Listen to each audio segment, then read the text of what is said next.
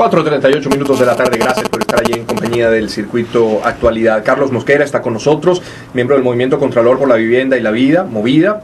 Está el diputado Francisco Martínez, diputado de la Asamblea Nacional por el Estado Lara, miembro de la Comisión Permanente de Administración y Servicios, y el concejal Alejandro Vivas, vicepresidente del Cabildo Metropolitano de Caracas, pero presidente de la Comisión de Desarrollo Urbano, y con Alejandro Norcamos. Concejal, si bien es cierto, como dice el diputado, que la gente necesita respuestas y ya vamos a llegar allí, hay una parte importante destacada que ha afectado a algunos en detrimento de otros, y es el tema de las ocupaciones, el tema de las expropiaciones, en algunos casos de estacionamientos de gente humilde que había hecho un esfuerzo de vender incluso su vivienda, su carro, su otro negocio para poder establecerse en un negocio propio y ahora se ven en la calle sin nada. ¿Se ha hecho lo correcto? ¿Se han seguido los canales regulares para afrontar el tema de la vivienda que a todos nos interesa? Fíjate, yo creo que es importante y sobre todo vamos a hablar, si me permite, circunscribirme al área metropolitana de Caracas en ese tema de las expropiaciones y ocupaciones, que creo que es lo que ha tenido una notoriedad especial estos últimos meses. En primer lugar, por supuesto que nosotros estamos en favor de que se construyan todas las viviendas que se tienen que construir, porque además en el área metropolitana de Caracas tenemos un déficit de alrededor de 800.000 viviendas. No es que tenemos 800.000 personas viviendo en la calle ni en refugio, pero son, cuando tú sumas las viviendas en alto riesgo, que están en zonas de alto riesgo, viviendas que no tienen los servicios, viviendas que no son las aptas, estamos hablando de unas 800.000 viviendas en el área metropolitana de Caracas. Entonces, cuando vemos cómo es la política de vivienda que se ha desarrollado hacia la capital de la República, hacia la Gran Caracas, el área metropolitana de Caracas, tenemos que prender algunas alarmas.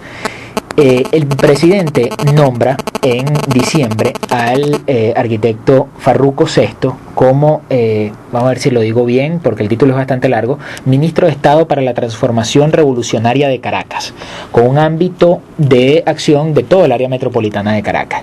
Y según la Gaceta, este es el ministro que se va a encargar de la transformación urbana y urbanística de la Gran Caracas. En primer lugar, ahí hay una recurrencia de competencias. Esa competencia la tiene la Alcaldía Metropolitana de Caracas, y no porque quiera la Alcaldía Metropolitana de Caracas, sino porque la Asamblea Nacional saliente, cuando modificó la ley, que derogó la ley del régimen a dos niveles del Distrito Capital y pasó a la ley del área metropolitana de Caracas, teníamos 13 competencias y ahora tan solo tenemos 2. Y esa fue una de las competencias dadas por esa Asamblea Nacional que salió, la ordenación urbana y urbanística del área metropolitana de Caracas. Entonces ya ahí empieza a haber cortocircuito. La planificación la ejerce el área metropolitana de Caracas, pero nombra un ministro de Estado para esto. No hubiésemos tenido ningún tipo de problema si hubiésemos podido trabajar en conjunto, que es como debemos. Es decir, un ministro del Ejecutivo Nacional seguramente hubiese tenido mucho que aportar en términos de lo que hablamos ahorita, cuáles son los planes de servicios que hay para la energía, para el agua, la inversión en el metro de Caracas. Sabemos que el metro es la columna vertebral de la movilidad de nuestra ciudad, cuáles son las inversiones que se van a hacer en el metro, etcétera, etcétera, etcétera. Pero el señor Farruko empezó a trabajar de una manera total, absolutamente independiente. Inclusive me atrevería a decir, yo sé que de repente se puede levantar roncha, pero creo que el ministro Farruko Sesto está trabajando inclusive aparte de lo que puede estar trabajando el ministro Molina, el ministro de Vivienda.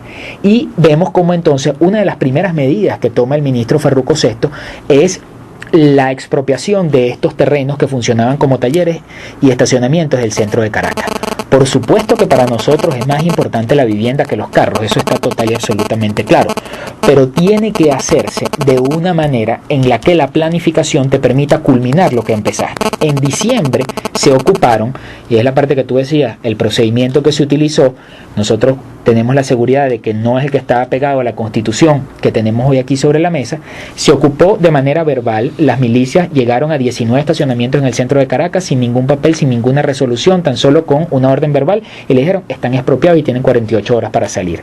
Fue hasta el 6 de diciembre, del 15 de diciembre al 6 de enero del año 2011, cuando esas personas vieron una resolución en Gaceta Oficial. Una vez emitida la resolución en Gaceta Oficial, pues bueno, van a la Procuraduría, porque fue el presidente de la República, y eso debe encargarse de la Procuraduría.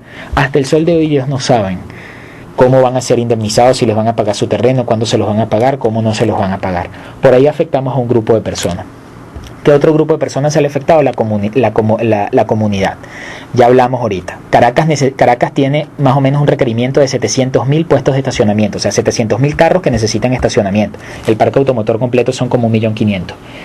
En la actualidad en la Gran Caracas hay una oferta de servicio de estacionamiento de alrededor de 98.000. Estamos hablando que necesitamos 500.000 puestos de estacionamiento. Ya tenemos un déficit importante. Esa gente que vive ahí necesita estacionar su vehículo. Volvemos a decirlo, estamos en favor de la utilización del transporte público por encima del vehículo particular. Eso debe ser una política de Estado, por supuesto que debe ser así, pero los carros que existen no nos los podemos comer.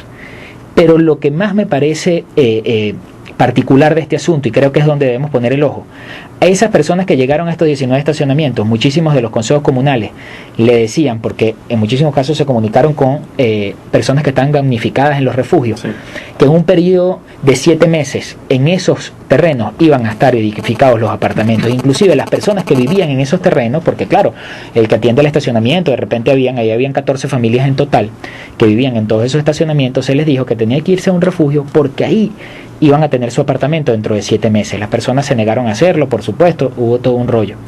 La realidad, Román, es que hoy tú pasas por ahí, es una invitación que le hago a todo el mundo que me está escuchando, que pase por el centro de Caracas, por la parroquia Santa Rosalía, Santa Teresa, Altagracia, y que vea que en esos estacionamientos no es que no se está trabajando, Román, es que no hay ni un bloque de arcilla, ni un saco de cemento, ni una pala. Tan solo la milicia ocupando esos terrenos. Estamos hablando ya de 7 meses después, o sea, 6 meses. Estamos hablando ya después de 6 meses. Entonces, a las personas que se les dijo que ahí iba a estar su vivienda, ¿dónde está entonces la responsabilidad? Porque ahí era una responsabilidad única y exclusivamente del Estado. El Estado fue el presidente de la República, basado en la ley de emergencia, decreto de emergencia por las lluvias, dijo, bueno, vamos a expropiar esto. Lo hicieron de una manera con la que nosotros no estamos de acuerdo porque no cumplió con la ley, pero además dijo, bueno, y aquí vamos a construir el edificio, ¿y dónde están las viviendas? Entonces creo que la política que se ha utilizado hacia la Gran Caracas para la construcción de viviendas no es la más feliz ni la más acertada, sobre todo cuando vemos que desde el año 2007 hay una oferta para la Gran Caracas que ronda las 70.000 viviendas y hasta ahora solo se han podido construir 3.000.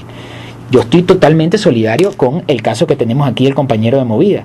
Son desarrollos que se habían venido retrasando en unos casos 3, 4 años. Bueno, y aquí tenemos el Estado también, porque esos son desarrollos del Estado a través de constructores privados. Yo quisiera saber, y hemos preguntado, hemos mandado oficio, yo le he mandado oficio a Farruco Sesto 3 veces, le he mandado oficio a Jacqueline Farías, le he mandado oficio al señor Jorge Rodríguez. Bueno, pero si es que no es culpa de ustedes y es culpa del constructor que ustedes contrataron, ustedes le ejecutaron la fianza, ustedes fueron contra ellos porque hay daños al patrimonio del Estado de todos los venezolanos, pero no hemos podido conseguir respuesta. Entonces, para el área metropolitana de Caracas tenemos que ponerle el ojo, porque creo que la política que está siguiendo el señor Farruco Sesto para supuestamente la transformación no es la más acertada, sobre todo cuando las únicas políticas que vemos que anuncia son todos los lunes en un programa de radio que tiene, dice que las casas se están construyendo, pero no sabemos los proyectos, no sabemos los cronogramas, se los hemos pedido, no los muestra, dónde están los planes para la luz, dónde están los planes para la electricidad, el agua, dónde están los planes para el gas, dónde están las vías nuevas, dónde está el transporte público, porque es la transformación del área metropolitana, que vaya que la necesita nuestra ciudad, esa transformación, ojo, es una cosa que necesitamos urgentemente. Entonces vemos que esa política en nuestro criterio se hace a veces un poco difícil de entender. Diputado Martínez, le tomo la palabra, vamos a hablar de respuesta, pero antes de dar respuesta, y ojalá del fondo de mi corazón, y creo que de todos los venezolanos está la esperanza en que en efecto se construyen esas 2 millones de viviendas en estos 6 años, 7 años, después dijo el presidente de la República. Pero cuando uno se encuentra, como por ejemplo el día de hoy, en el diario Últimas Noticias con este titular, 26 familias damnificadas claman dotación de viviendas, no les han dado el bono ofrecido por el presidente y los apartamentos están vacíos. Esto es en la urbanización Francisco de Miranda de Falcón. Caramba, uno duda. Sí, pero fíjate, aquí hay de todo. El concejal habló de que se necesita reorganizar la área metropolitana. Nosotros hemos venido hablando desde hace bastante tiempo que hay que reorganizar todo el país, porque no es un problema solamente yo reorganizo aquí el área metropolitana, entonces los estados, los caseríos, todo eso lo dejo aparte porque eso no tienen derecho. Aquí estamos hablando nosotros en el proyecto nacional Simón Bolívar, hablamos de todo, reorganizar el país, y eso lleva tiempo, y eso lleva bastante tiempo. Tú hablaste ahorita, se necesitan servicios básicos, se necesita aseo, todo eso requiere de tiempo y dinero, y más aquí en el área metropolitana. En 12 años, ¿en qué se había avanzado, por ejemplo? Sí, fíjate, estamos hablando ahorita de lo que me está diciendo el amigo aquí. Nosotros tenemos la misión vivienda, una misión científica donde se están articulando y se están buscando todas esas necesidades que acaba de decir el concejal, porque si no, no vamos a lograr. Pero no son nuevas, diputado. Estamos hablando de calidad de vida. Fíjate, y en relación a lo que acaba de decir allí, de lo que salió, pero nos dice que la semana pasada se entregaron 600 viviendas. Solamente dice que falta esto, pero no lo que se ha dado. Pues hay que también ser justo y ser sincero en cuanto a eso. Efectivamente, pero que todavía a estas alturas 26 familias o un bono que el propio presidente de la República ofrece que no se lo hayan dado, caramba, uno por eso yo le decía, ojalá se cumpla, pero uno duda. No. Mire, si el presidente lo dijo que se le iba a entregar, se le va a entregar. Porque si alguien está comprometido y entregado a esto, es el comandante presidente. De hecho, con todas las enfermedades que ha tenido y con todo lo que tiene, sigue mandando y está pendiente. No se ha perdido la gobernabilidad como se ha querido decir aquí. Nosotros estamos pendientes y este gobierno responsable va a cumplir con eso que le ha prometido a todas estas personas con necesidad de vivienda. Excusa no hay, el dinero ya lo tiene. No hay excusa, y por eso te digo, estamos haciendo una cuestión científica, la gran misión vivienda. Porque fíjate, aquí tenemos, ¿por qué sale movida? Volviendo a este punto de aquí. Bueno, mira, que hay constructores que por el hecho de tener dinero, de acumular capital, no le importaba donde construían. Y ahí también yo asumo que hay mucha responsabilidad de los municipios, porque yo te voy a dar a ti una ¿cómo se llama? Contrato. No, el contrato. El anticipo. La orden de construcción. Para que tú en este terreno vayas a construir sin garantizar los servicios básicos, ¿verdad? Ahí a la parte de un cerro, entonces se viene el cerro, te destruye, entonces tiene que asumir el gobierno nacional la responsabilidad de un municipio, de un alcalde o de unos concejales que te dan el permiso para que tú construyas. Ahí tiene, por eso te digo, esa es responsabilidad de todos. En eso hay algo que nosotros por lo menos no estamos de acuerdo.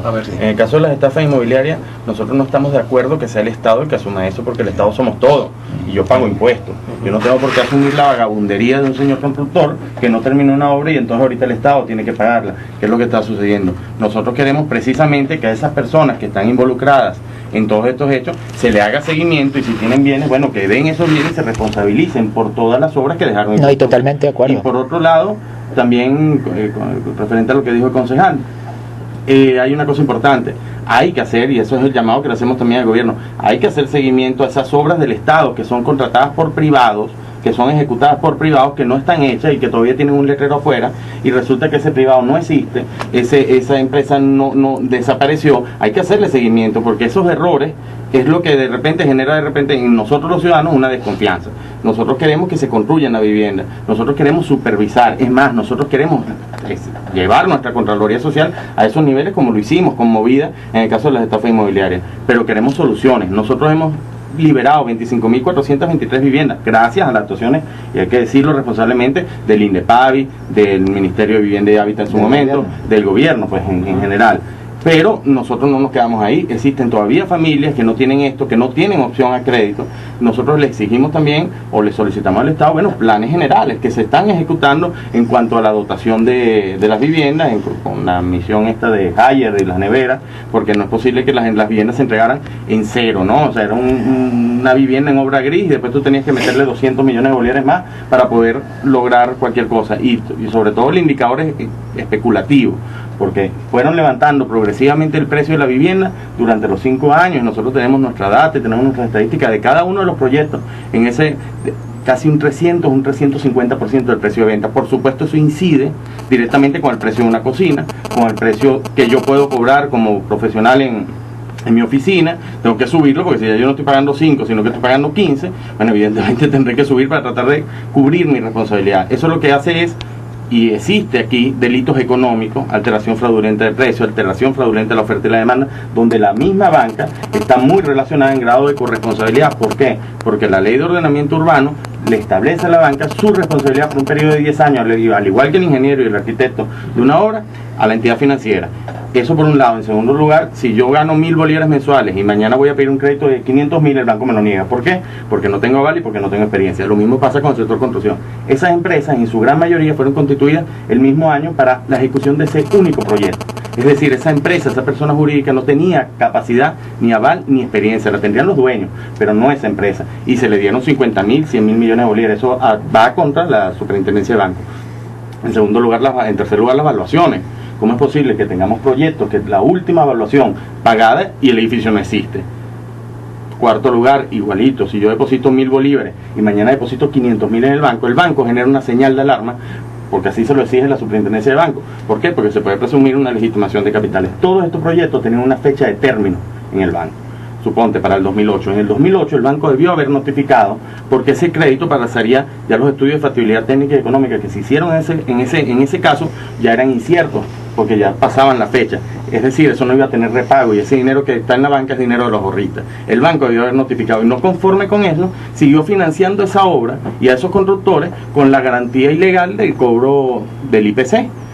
Entonces, no tiene sentido, están directamente relacionados, y es por eso que el acta de compromiso que se firmó ya hace un mes con la asociación bancaria viene a exigirle a la banca que termine esos proyectos, porque nosotros no creemos que seamos nosotros, como parte del Estado, que pagamos impuestos, contribuyentes, quienes tengamos que entregar dinero para eso. Fíjense Sí, algo, fíjate. que quedan 6 minutos y quiero que cada uno de ustedes tenga minuto y medio, 2 minutos como a manera de conclusión para un comentario final. Quisiera comenzar con el diputado, y siendo usted de la Comisión Permanente de Administración y Servicios, ¿tiene la cifra de cuántas viviendas en este momento están efectivamente en construcción? Perdón, En este momento, ¿tiene usted cifra exacta de cuántas viviendas están en construcción? Eso lo está manejando el Ejecutivo Nacional a través de infraestructura. Farruco tiene eso, Okay. todas esas cuestiones. Okay, a manera de nosotros conclusión, nosotros en la Asamblea Nacional lo que llevamos es todas las denuncias que se están haciendo, las cuales que eso sí llevamos un registro aquí. Yo te puedo hablar en este momento, fíjate, más de 8.000 denuncias que han llegado a la Asamblea Nacional, incumplimiento de contratos 5.302. Cobro del índice de precio al consumidor 3.936, yo creo que eso lo llevan ustedes también. Paralización de la obra 2.847, oferta engañosa 1.484, estafa 554, rescisión unilateral del contrato 274, cobro por adelantado de protocolización 242. Estos son todos los ilícitos que llevamos nosotros como denuncia ya en la Asamblea Nacional. Ahora, yo lo que quiero decirle es que a través de la Asamblea Nacional, a través de la Comisión de Administración de Servicios, nosotros estamos haciendo el trabajo para darle protección a todas las personas que necesitan vivienda, a todas las personas que han sido estafadas, que tienen estafa inmobiliaria por constructores inescrupulosos en aras de enriquecerse. Bueno, han hecho todo lo que han hecho, y también otra denuncia que llevamos allá, más de 500 denuncias sobre las compras programadas de vehículos. Eso también lo tenemos allá y en eso estamos trabajando. Alejandro Vivo.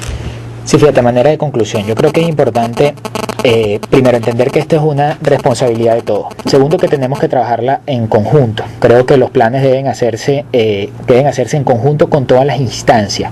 Creo que el sector privado debe construir. Es imposible el desarrollo de un país, de una sociedad, si no está involucrado el sector privado. Y por supuesto que cuando digo el sector privado que está solvente, que tiene capacidad para hacerlo y que tiene la solvencia moral para hacer esto. Pero también es importante que cuando hagamos el ejercicio de dónde están las responsabilidades y de aceptar las responsabilidades, la hagamos completo. Yo estoy de acuerdo totalmente con lo que dijo el compañero de Movida, porque si bien es cierto, aquí se entregaron a constructores privados variables urbanas, habitabilidades que no debían hacerse. Aquí hubo una estafa en términos del tiempo cuando se prometió la vivienda por parte de los privados en algunos casos, pero es que eso también lo vemos por parte del sector privado, público. Entonces por eso es que surge nuestra duda, porque por ejemplo Ciudad Caribia se ofrecieron 20.000 viviendas en el año 2007.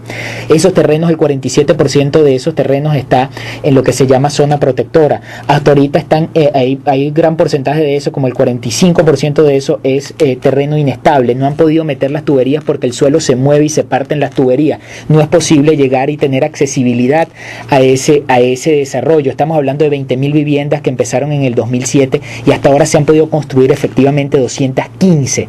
Es decir, ya tenemos 5 años y se cometen entonces los mismos vicios que está criticando el gobierno. Muchas veces tiene razón de criticar el gobierno en este sector privado, se cometen en el sector público. Entonces, cuando asumamos que todos tenemos responsabilidades y que todos debemos ser medidos por la misma vara, y que porque el gobierno nacional haga un desarrollo no va a cumplir con variables urbanas, no va a cumplir con la expectativa que le creó a los ciudadanos para decirles, si bien es cierto, ese ciudadano no está pagando directamente esa vivienda, pero vaya, la estamos pagando todos, porque ese ciudadano paga impuestos, ese ciudadano paga una serie de cosas y la estamos pagando todos. Entonces yo creo que eso es básico, que tengamos la corresponsabilidad, que nos midamos todos, que tengamos la misma medida todos, y que entendamos que el proceso de construcción de un país para el tema de vivienda a nivel nacional, como lo decía el diputado, y no solamente en el área metropolitana, pasa por la interrelación de todos. Nosotros tenemos muchísimos técnicos capacitados. Aquí verdaderamente no hacía falta ir a buscar casas a Bielorrusia, a Uruguay, a otros países. Aquí tenemos técnicos suficientemente capacitados para ello.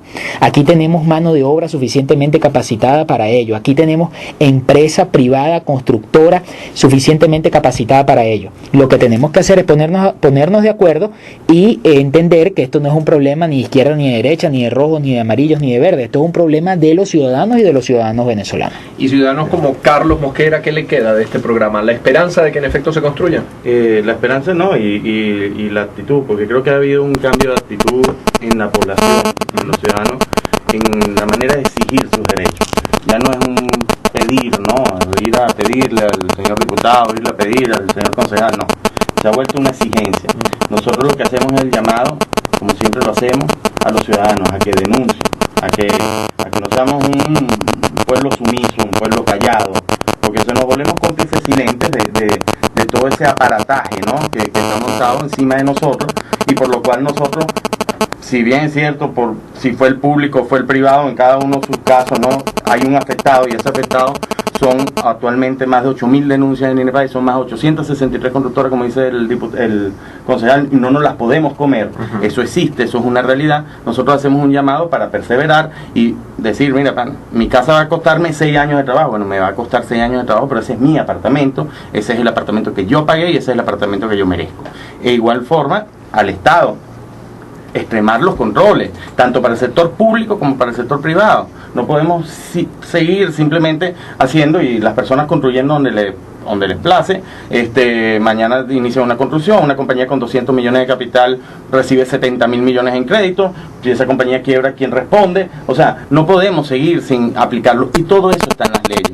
La ley que nosotros propusimos simplemente condensa eso, porque pareciera muy difícil ahorita agarrar las leyes y entenderlas. Entonces, nosotros lo que hicimos fue el trabajo de ponérselo en un solo plato para que la gente lo viera y que la gente supiera cuáles son sus derechos y cuáles son sus deberes.